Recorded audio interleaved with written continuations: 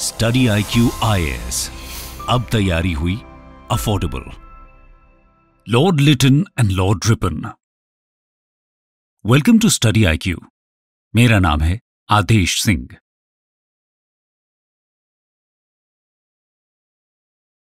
दोस्तों, आज हम बात करने वाले हैं दो ऐसे ब्रिटिश वाइसरॉयज की जिन्हें एक दूसरे का ऑपोजिट भी कहा जा सकता है। एक तरफ थे लॉर्ड लिटन, जिन्हें याद किया जाता है उनकी रिप्रेसिव पॉलिसीज के लिए, और दूसरी तरफ लॉर्ड रिपन, जिन्हें उनकी लिबरल पॉलिसीज के लिए जाना जाता है। आइए शुरू करते हैं लॉर्ड लिटन से। Lord Lytton 1876 to 1880। दोस्तों, लॉर्ड लिटन ने अप्रैल 1876 में लॉर्ड नॉर्थब्रुक को रिप्लेस करके इंडिया के वाइसरॉय का चार्ज लिया था। वो प्रोफेशन से एक डिप्लोमैट थे और अलग अलग कैपेसिटीज में ब्रिटिश फॉरेन ऑफिस को सर्व कर चुके थे। इसके साथ ही वो एक रेप्यूटेड पोएट, नॉवेलिस्ट और एसेइस्ट भी थे और लिटरेरी वर्ल्ड में ओवन मेरेडिथ के नाम से जाने जाते थे। 1876 से पहले तक उन्हें एडमिनिस्ट्रेशन का कोई एक्सपीरियंस नहीं था और ना ही वो इंडियन अफेयर्स के जानकार थे। तो इंडिया का वाइसरॉय बनने के बाद उन्होंने क्या क्या काम किए, आइए जानते हैं। Lytton's tenure as viceroy of India. सबसे पहले जानते हैं 1876-78 के फैमिन में लॉर्ड लिटन के रोल को। The famine of 1876-78।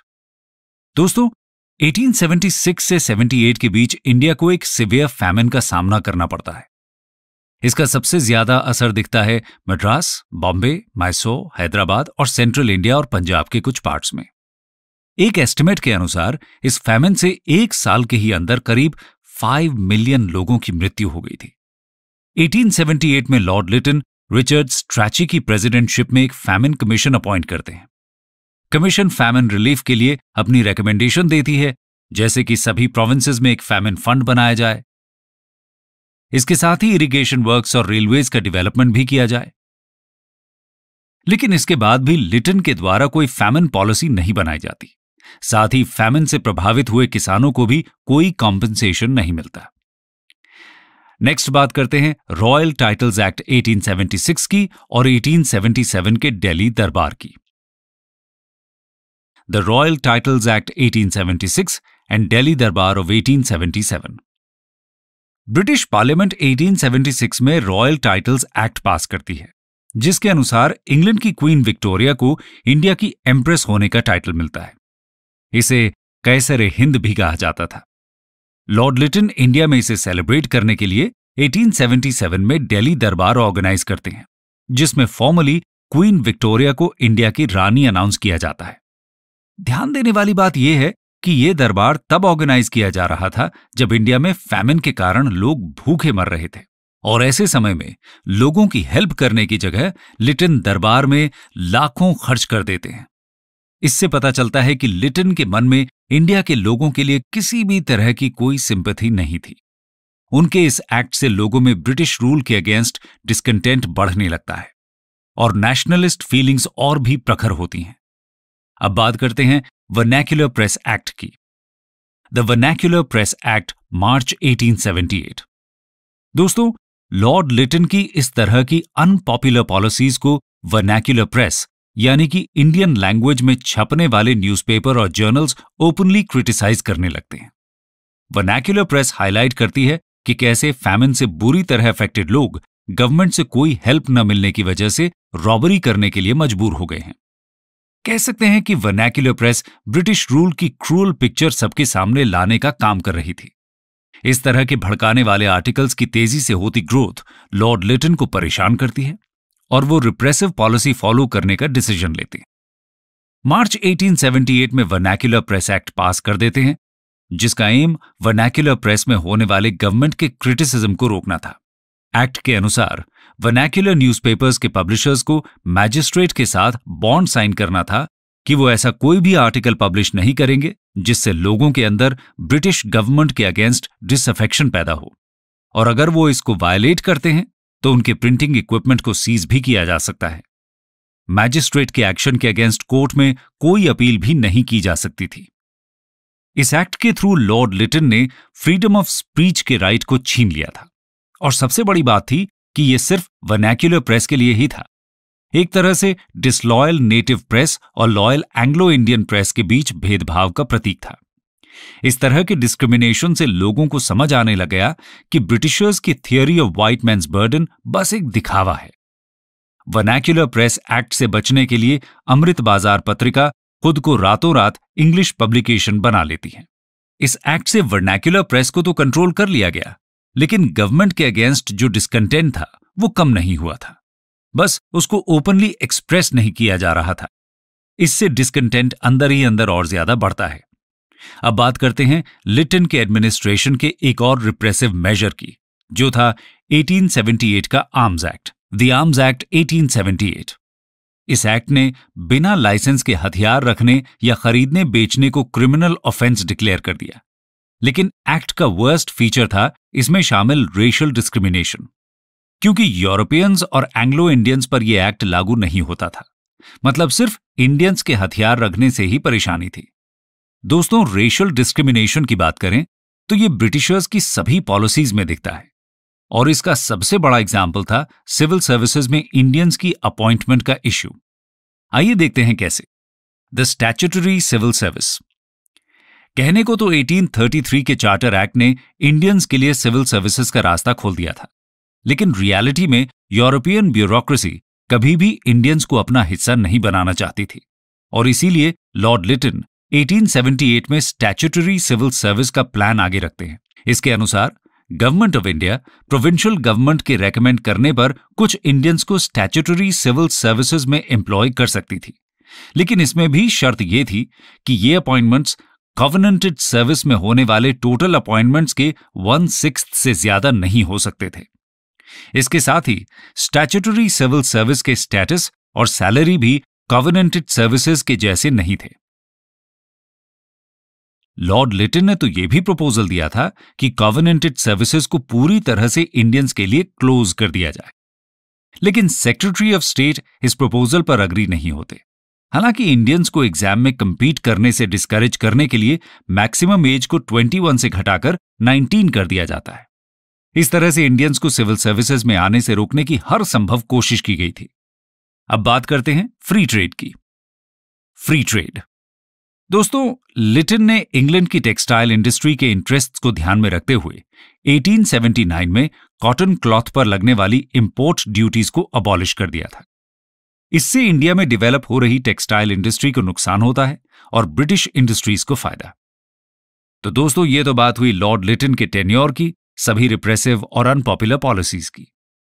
इसके अलावा इनके टाइम पीरियड में 1878 से 1880 के बीच सेकेंड एंग्लो अफगान वॉर भी हुआ था।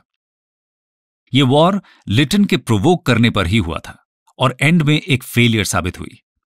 इसमें लिटन इंडिया के रेवेन्यू का बड़ा हिस्सा खर्च कर देते हैं। लॉर्ड लिटन की इन पॉलिसीज की वजह से इंडियंस को ब्रिटिश रूल के ट्रू नेचर का एहसास होने लगता है। एजुकेटेड इंडियंस को रियलाइज होता है कि ब्रिटिशर्स कैसे उनके साथ डिस्क्रिमिनेट कर रहे हैं, और इसी वजह से नेशनलिज्म की भावना और ज्यादा प्रमोट होती है। लॉर्ड लिटन 1880 में वाइसरॉय की पोस्ट से रिजाइन कर देते हैं और नए वाइसरॉय बनते हैं लॉर्ड रिपन। तो आइए अब लॉर्ड रिपन के बारे में बात करते हैं। Lord Ripon 1880 to 1884। दोस्तों, 1880 में इंग्लैंड में ग्लैडस्टन की लीडरशिप में लिबरल पार्टी पावर में आती है। ग्लैडस्टन इंडिया के लिए अपनी पॉलिसी डिक्लेयर करते हुए कहते हैं कि ब्रिटिशर्स का रूल इंडिया के नेटिव लोगों के लिए प्रॉफिटेबल होना चाहिए, और हमारी पॉलिसी होगी कि हम इंडियंस को यह दिखा और समझा भी सकें कि कैसे ब्रिटिश रूल उनके फायदे के लिए ही है। और अपनी इस पॉलिसी को इंप्लीमेंट करने के लिए ग्लैडस्टन ने लॉर्ड रिपन को इंडिया का वाइसरॉय अपॉइंट किया था। लॉर्ड रिपन ब्रॉड आउटलुक रखने वाले एक ऑनेस्ट पर्सन थे। इसके साथ ही वो एक ट्रू डेमोक्रेट भी थे। रिपन का पॉलिटिकल नजरिया अपने प्रीडिसेसर लॉर्ड लिटन से एकदम उल्टा था। ये इंडिया की तरफ एक सेंस ऑफ ड्यूटी महसूस करते थे। लॉर्ड रिपन इंडिया के एडमिनिस्ट्रेशन को लिबरलाइज करने के लिए स्टेप्स लेते हैं। आइए जानते हैं उनके स्टेप्स के बारे में। शुरू करेंगे इंडिया में आए सबसे पहले फैक्ट्री एक्ट से। The factory act 1881। दोस्तों, फैक्ट्री लेबरर्स की कंडीशन इंप्रूव करने के लिए लॉर्ड रिपन 1881 में पहला फैक्ट्री एक्ट पास करते हैं। यह एक्ट 100 से ज्यादा वर्कर्स रखने वाली फैक्ट्रीज पर लागू होना था। इस एक्ट ने 7 साल से कम एज के बच्चों के एम्प्लॉयमेंट पर प्रतिबंध लगा दिया। इसके साथ ही 12 साल से कम एज वालों के लिए वर्किंग आवर्स को लिमिट कर दिया और डेंजरस मशीनरी को फेंस करने के लिए भी कहा। इन मेजर्स के इंप्लीमेंटेशन को सुपरवाइज करने के लिए इंस्पेक्टर्स को भी अपॉइंट किया गया था। यह एक्ट अपने स्कोप में भले ही लिमिटेड था, लेकिन इंडिया की इंडस्ट्रियल हिस्ट्री में एक नए फेज की शुरुआत करता है। पहली बार लेबर लॉज को लेकर एक पॉजिटिव खबर हमें देखने को मिलती है। आगे चलकर इसी के बेसिस पर बेटर लेबर लॉज कंट्री में लाए गए। इसके बाद लॉर्ड रिपन का मेजर स्टेप था वर्नाक्युलर एक्ट को रिपील करना और लोकल सेल्फ गवर्नमेंट का रेजोल्यूशन पास करना। Repeal of the vernacular press act 1882 and resolution on local self government 1882। दोस्तों, लॉर्ड रिपन लिटन की पॉलिसीज की वजह से बढ़े हुए डिस्कंटेंट को कम करने की कोशिश करते हैं। इसके लिए सबसे पहले वो लिटन द्वारा लाए गए वर्नाक्युलर प्रेस एक्ट को 1882 में वापस ले लेते हैं। इससे वर्नाक्युलर प्रेस और बाकी इंडियन प्रेस को बराबर की फ्रीडम मिल जाती है। रिपन के इस एक्ट से इंडिया में पब्लिक ओपिनियन को कंसीलिएट करने में मदद मिलती है। लेकिन लॉर्ड रिपन को सबसे ज्यादा याद किए जाने वाले काम है उनका 1882 में पास किया गया लोकल सेल्फ गवर्नमेंट पर रेजोल्यूशन। इसके लिए इन्हें इंडिया में father of local self government भी कहा जाता है। लॉर्ड रिपन इंडिया में म्यूनिसिपल इंस्टीट्यूशंस की शुरुआत करते हैं, जिसका एम इंडिया के लोगों को पॉलिटिकल एजुकेशन देना था। अब बात करते हैं उनके एजुकेशनल रिफॉर्म्स की। एजुकेशनल रिफॉर्म्स 1882 में ही सर विलियम हंटर की चेयरमैनशिप में एक एजुकेशन कमीशन को अपॉइंट किया जाता है। इसका मैंडेट 1854 के वुड्स डिस्पैच के बाद इंडिया में एजुकेशन फील्ड में हुई प्रोग्रेस को रिव्यू करना और आगे की पॉलिसी के लिए सुझाव देना था। कमीशन प्राइमरी एजुकेशन के एक्सपेंशन और इंप्रूवमेंट के लिए गवर्नमेंट की स्पेशल रिस्पॉन्सिबिलिटी पर जोर देती है। इसका सुझाव था कि प्राइमरी एजुकेशन को न्यूली एस्टैब्लिश्ड म्यूनिसिपल और डिस्ट्रिक्ट बोर्ड्स की केयर में दे दिया जाए। इसके साथ ही सेकेंडरी एजुकेशन में कोर्सेज को 2 भाग में बांट दिया जाए। पहला लिटरेरी एजुकेशन, जो यूनिवर्सिटी के एंट्रेंस एग्जाम्स के लिए स्टूडेंट्स को तैयार करे, और दूसरा प्रैक्टिकल कोर्स होना चाहिए जो कमर्शियल और वोकेशनल करियर के लिए तैयार करता हो। इसके अलावा कमीशन ग्रांट्स इन एड के सिस्टम को सेकेंडरी और हायर एजुकेशन तक एक्सटेंड करने का सुझाव भी देती है। कमीशन ने फीमेल एजुकेशन को स्प्रेड करने के लिए भी सजेशन दिए थे। कमीशन के ज्यादातर सुझावों को गवर्नमेंट एक्सेप्ट कर लेती है। इससे देश में काफी तेजी से स्कूल्स की ग्रोथ देखने को मिलती है। अब बात करते हैं उनकी लैंड रेवेन्यू पॉलिसी की। Resolution on land revenue policy. दोस्तों, लॉर्ड रिपन ने वाइसरॉय रहते हुए लैंड रेवेन्यू पॉलिसी में भी कुछ चेंजेस इंट्रोड्यूस करने की कोशिश की थी। वो बंगाल के परमानेंट सेटलमेंट में कुछ मॉडिफिकेशंस प्रपोज करते हैं।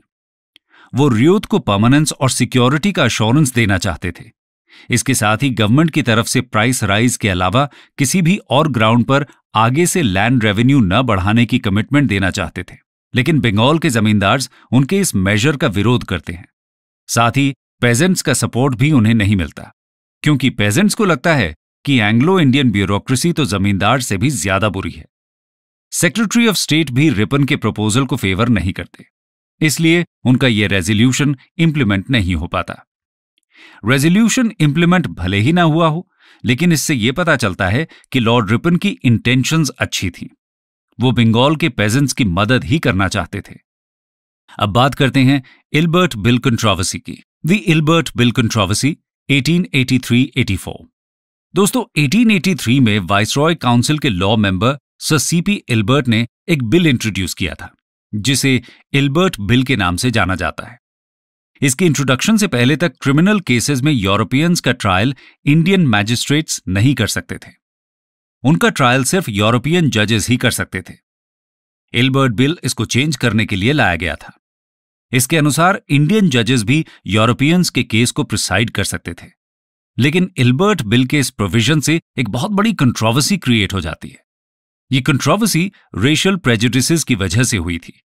यूरोपियंस के अकॉर्डिंग इंडियंस उनसे इंफीरियर थे और इसलिए इंडियन जज के सामने ट्रायल फेस करने की बात भी गलत थी। इस बिल के अगेंस्ट कैलकाटा में रहने वाली यूरोपियन बिजनेस कम्युनिटी प्रोटेस्ट करना शुरू कर देती है। ऐसा इसलिए क्योंकि ये अपने इंडियन सर्वेंट्स को इल ट्रीट करते थे और कई बार उन्हें जान से ही मार देते थे। ऐसे केसेस में इंग्लिश जजेस तो इन्हें बहुत कम सजा या बिना सजा के ही जाने देते थे। इसलिए अपने स्पेशल प्रिविलेजेस को डिफेंड करने के लिए यूरोपियन कम्युनिटी एक डिफेंस एसोसिएशन बनाती है। ये लोग 15,000 रुपए का फंड भी कलेक्ट करते हैं, जिसकी मदद से ये इंडिया और लंदन दोनों ही जगह बिल के अगेंस्ट प्रोपेगेंडा शुरू कर देते हैं। ये लोग वाइसरॉय लॉर्ड रिपन को अब्यूज करना भी शुरू कर देते हैं और ब्रिटिश गवर्नमेंट से कहते हैं कि रिपन को इंडिया से वापस बुला लिया जाए। कैलकाटा में रेशियल राइट्स की संभावना बढ़ने लगती है। लंदन के न्यूज़पेपर्स में भी रिपन की पॉलिसीज की आलोचना होने लगती है। यहां तक कि क्वीन को भी लगता है कि रिपन का यह बिल समझदारी से भरा नहीं है। बढ़ती हुई प्रोटेस्ट्स के आगे आखिरकार लॉर्ड रिपन को ही झुकना पड़ता है। 1884 में बिल में चेंजेस कर दिए जाते हैं, जिसके बाद इंडियन जजेस किसी यूरोपियन का केस तभी जज कर सकता था जब जूरी के एटलीस्ट 50% मेंबर्स यूरोपियंस हों। इल्बर्ट बिल की कंट्रोवर्सी और कॉम्प्रोमाइज ने इंडियंस को ब्रिटिशर्स के और ज्यादा अगेंस्ट कर दिया। जिस तरह ब्रिटिशर्स ने अपने हक की बात प्रोटेस्ट करके मनवा ली थी, उससे इंडियंस भी सीख गए कि उन्हें भी इसी रास्ते पर चलना होगा और इस वजह से ये इनडायरेक्टली इंडियन नेशनल मूवमेंट और 1885 में कांग्रेस की स्थापना को प्रमोट करने के लिए रिस्पॉन्सिबल था। कंक्लूजन दोस्तों, ये थे वाइसरॉय लॉर्ड रिपन के इंडिया में किए गए रिफॉर्म्स। हम कह सकते हैं कि उन्होंने इंडिया में लिबरल एडमिनिस्ट्रेशन को प्रमोट करने की पूरी कोशिश की।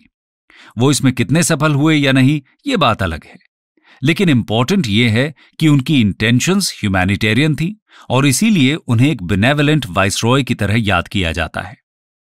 1882 में ग्लैडस्टन ने इजिप्ट के ऑक्यूपेशन को सैंक्शन कर दिया था और इसके लिए इंडियन ट्रूप्स का कंटिंजेंट इजिप्ट भेजा गया था। इस तरह इंपीरियल वॉर का बर्डन इंडियन एक्सचेकर पर भी पड़ रहा था। रिपन इसके अगेंस्ट प्रोटेस्ट करते हैं। उन्हें लगता है कि उनका मिशन इंडिया में फेल हो गया है। उसके बाद इल्बर्ट बिल कंट्रोवर्सी उन्हें और ज्यादा डिसल्यूशन कर देती है। परेशान होकर लॉर्ड रिपन अपना टर्म पूरा होने से पहले ही 1884 में रिजाइन कर देते हैं और एक हारे हुए इंसान की तरह इंग्लैंड लौट जाते हैं। लॉर्ड रिपन एक ह्यूमैनिटेरियन और लिबरल थे, लेकिन ब्रिटिश कॉलोनियल रूल के इंटरेस्ट को आगे ले जाने के लिए उनके जैसे इंसान की जरूरत नहीं थी। इसी वजह से इंडिया में उनका मिशन फेल रहता है। हालांकि वो हमें ब्रिटिशर्स की पॉसिबल ह्यूमेन साइड जरूर दिखा जाते हैं। दोस्तों, इस समय दुनिया में हर तरफ नेशनलिज्म तेजी से स्प्रेड हो रहा था और इंडिया में इस नेशनलिज्म की स्पिरिट को जगाने में लॉर्ड लिटन और लॉर्ड रिपन दोनों ही इंस्ट्रूमेंटल साबित होते हैं। लिटन जहां एक एडवर्सरी की तरह इंडिया में नेशनलिज्म की आग को चिंगारी देते हैं, वहीं रिपन एक सिंपैथाइजर की तरह इस स्पिरिट को आगे ले जाते हैं। स्टडी IQ IAS, अब तैयारी हुई अफोर्डेबल।